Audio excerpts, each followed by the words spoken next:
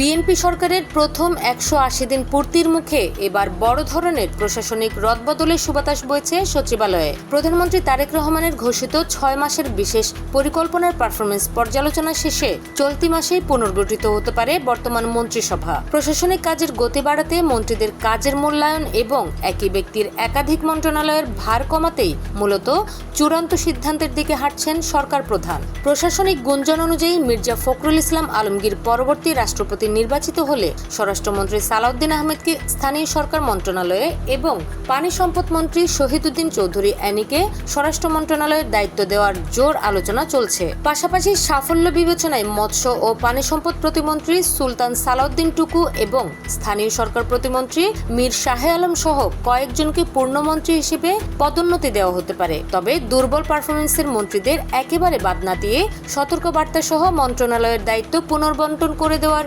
সম্ভাবনাও রয়েছে। কাজের সুবিধার্থে একই মন্ত্রীর হাতে একাধিক দপ্তরের দায়িত্ব ভাগ করে দেওয়ার চিন্তাভাবনাও চলছে।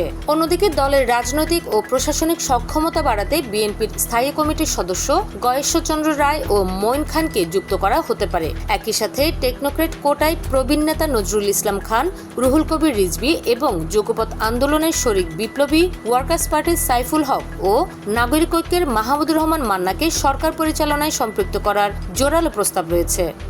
নিউজ ডেস্ক, খোলা কাগজ, ঢাকা।